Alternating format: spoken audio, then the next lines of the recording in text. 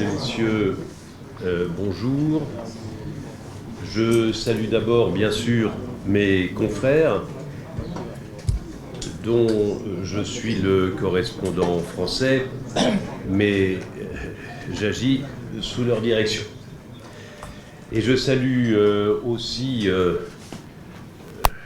les élus, anciens ministres d'État, présidents et députés du Sénégal qui nous font l'honneur d'être présents aujourd'hui ici. Certains sont encore élus, d'autres l'ont été, mais ce qui compte, c'est une continuité de l'État, une continuité du progrès au Sénégal.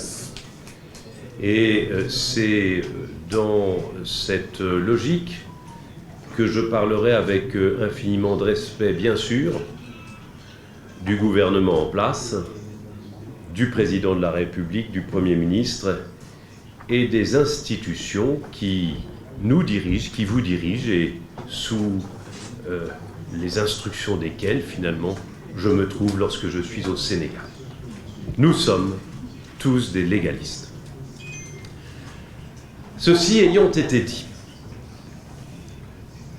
vous venez ici, à ce point presse, pour parler d'un dossier, d'un sujet qu'on vous a présenté sous un titre qui claque, le titre de la dette cachée.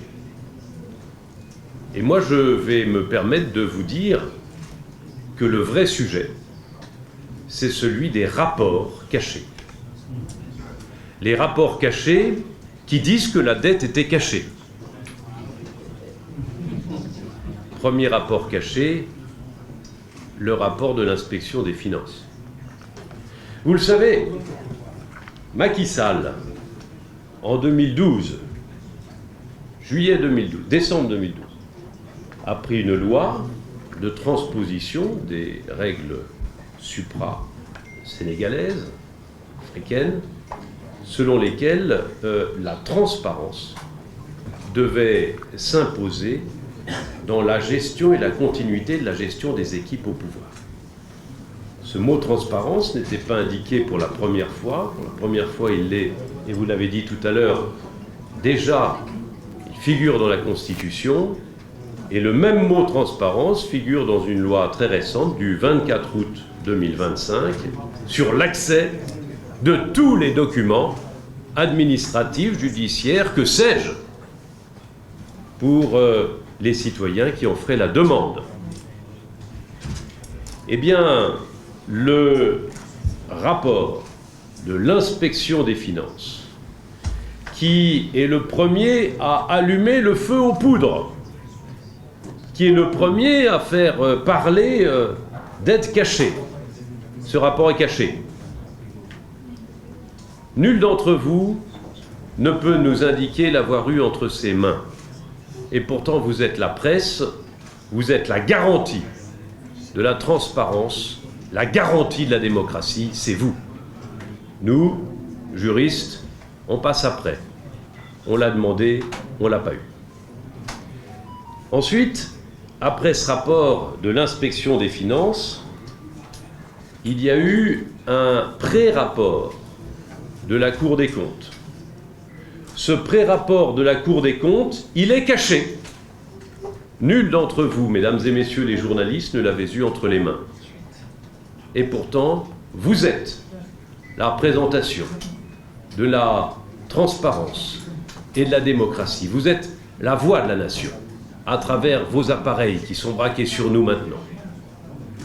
Et nous non plus, nous n'avons pas eu ce document en dépit des lettres que j'ai adressées il y a maintenant 15 jours, tant au président de la Cour des comptes qu'au ministre des Finances.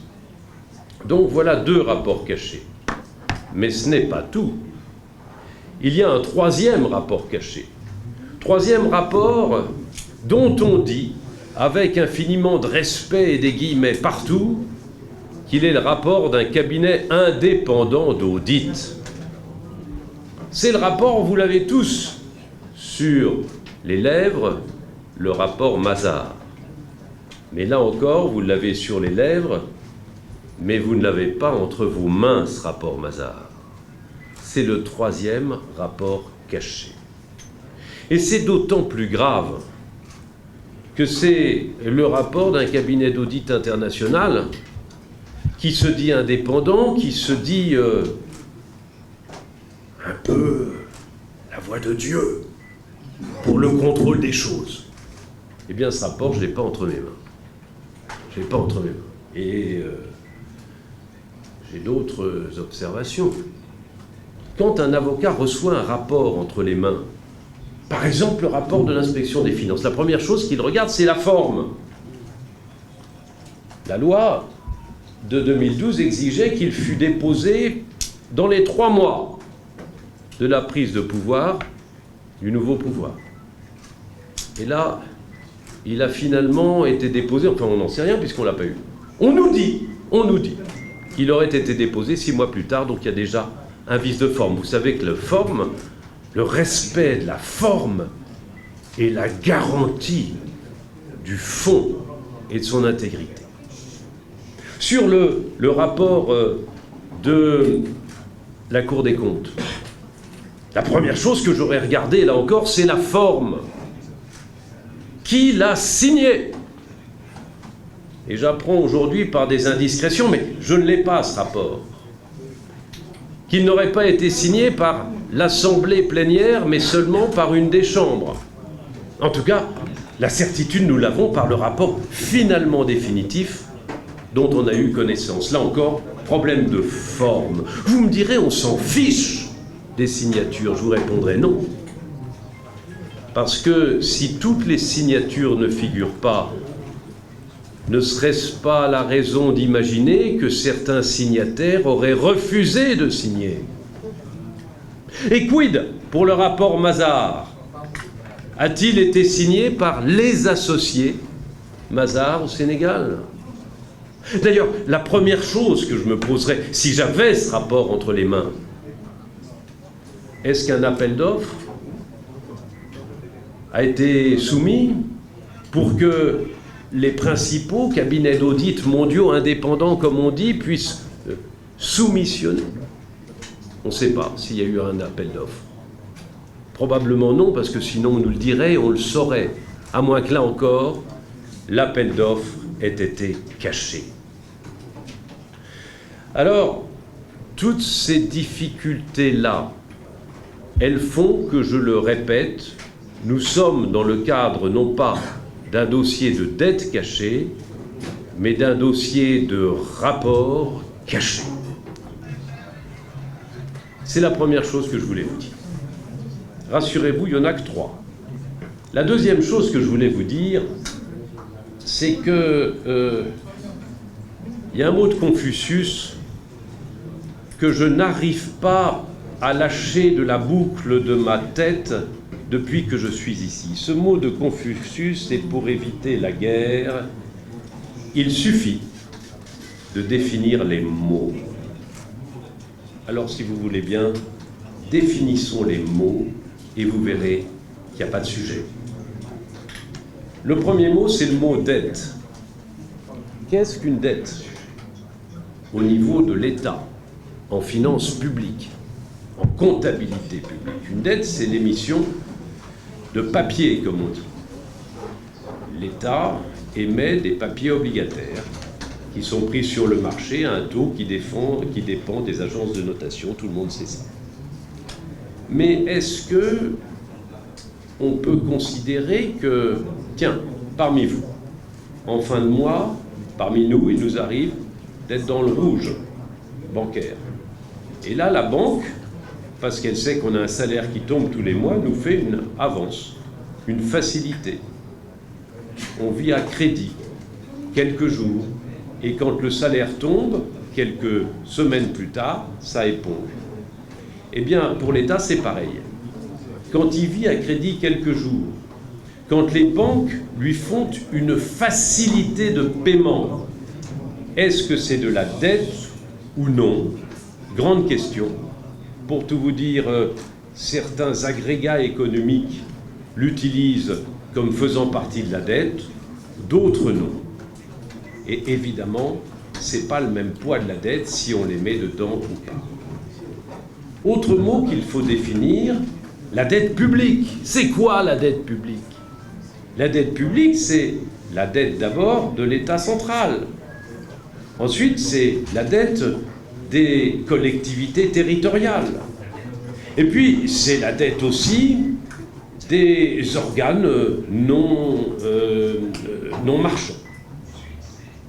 Mais est-ce que c'est la dette d'Air Sénégal? Est-ce que chez nous, en France, c'est la dette de la SNCF? La dette de la SNCF, c'est 40 milliards d'euros. La dette de la SNCF, on l'a intégrée dans le budget de l'État de la France en 2020.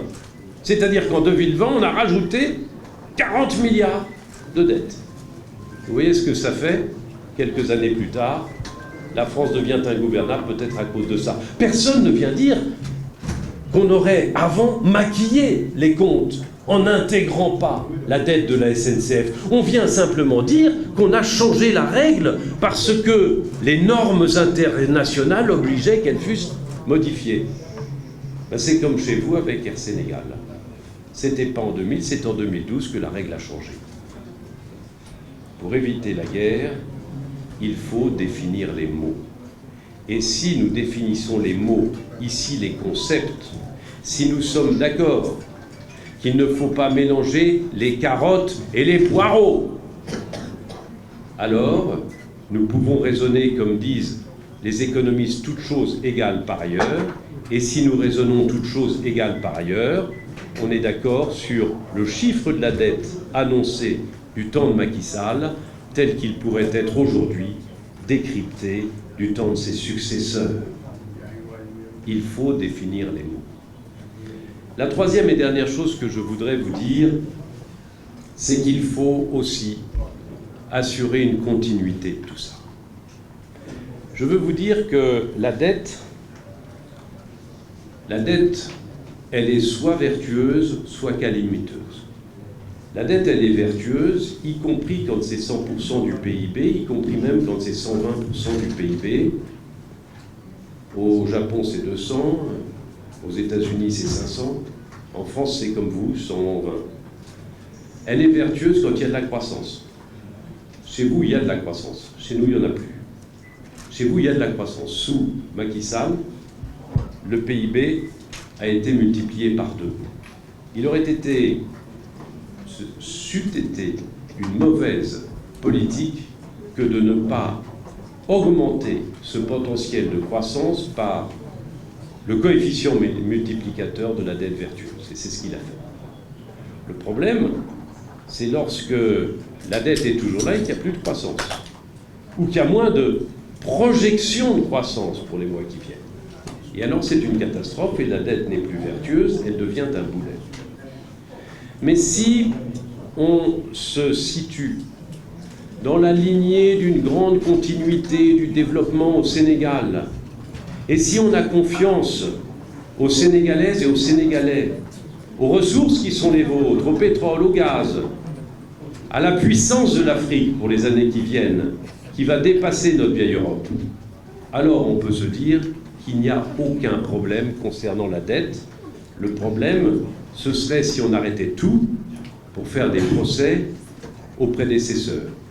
Ce que je veux dire au nom du président Macky Sall, c'est qu'il est important, c'est de respecter les anciens. Ce qui est respecter les anciens, c'est comme construire une maison, nouvelle administration, nouveau président, nouveau suffrage universel qu'on respecte tous. Ben, il rajoute un étage. Et il ne faudrait pas qu'en rajoutant cet étage, on veuille démolir l'étage du dessous ou les fondations, parce qu'alors tout s'écroulerait. Si on respecte ce qui a été fait avant, par strates, et c'est ainsi l'histoire de l'humanité aussi, alors on peut monter très haut, très vite et très bien. Et c'est la raison pour laquelle on est ici pour dégoupiller ce mauvais problème de dette cachée et vous dire qu'en réalité, il s'agit de rapports cachés, il s'agit de mauvaises lunettes de lecture et que si on peut se rassembler autour de ce en quoi nous croyons, juridiquement, factuellement et comptablement, il n'y a pas de problème de dette cachée au Sénégal.